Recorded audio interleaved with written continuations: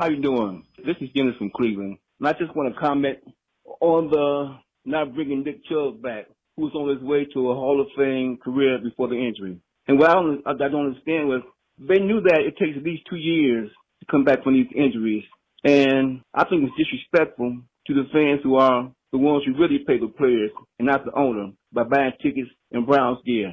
We all love Nick and wanted him back, and they knew this. And it proves that they don't care about the fans. As always, appreciate all of the voicemails. Let's welcome in Jeff Lloyd, host of Browns 3D on the Orange and Brown Report. Jeff, I know fans are upset about Nick Chubb. There's two things that come to mind. Our favorite player for the longest time was Phil Dawson, a kicker. Not many fan bases can say that. He was the bright spot. But relative to Chubb, I think what it tells you is they don't want to say they're rebuilding, but they want to get younger. It's not really about this year with Nick Chubb. It's about what you have moving forward. So, I get it, but I certainly understand why Andrew Berry and the Browns took those are probably two of the top 4 or 5 running backs in the draft, and they got them in one draft. It was always going to be a difficult situation with Nick Chubb. Now here, obviously an analytic-based, this is the way they do things. It's based on analytics. So the fact that Nick Chubb even got a contract extension from this front office shows you how they felt about Nick and knew that Nick was more than just a top-performing player. He was also a big part of the culture of the team. He was obviously well entrenched within the city, all of those things.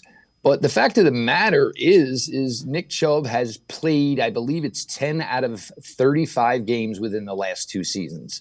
So as much as everybody reveres Nick Chubb and thinks about him, as far as Nick Chubb performing for this team over the last 2 seasons, it's been minimal. And the little bit we saw in 2024 certainly was not a version of Nick Chubb that any of us were familiar with. The Browns were in a tough spot. Do you continue the relationship with Nick Chubb? Have Jerome Ford here as well, maybe add one back, but that would have maybe gotten you through the 2025 season. You still would have had to redo the entire room in the 2026 season, as Jerome Ford would have been a free agent. This is the last year of his rookie contract.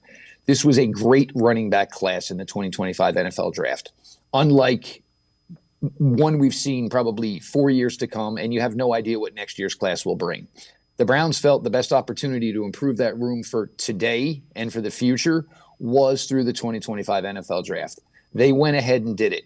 And look, none of us know what Nick Chubb is going to do here. The Browns, if anybody, would maybe have the best way to give an educated guess as to what Nick Chubb could give in the 2025 season. And the dance went on, and it just never got any further other than just actual conversations about a contract. So we don't know what he's going to do in Houston. He's there with a team that has a very well-entrenched and successful running back last year in Joe Mixon, who is a good runner and very, very good within the receiving game. So it's probably a good spot for Nick to go at this point in his career. The Browns made a difficult decision, and the decision wasn't based on aggravating the fan base. The decision was based on strengthening a room for today and for the future. And with Quinshon Judkins and Dylan Sampson, it appears they did just that.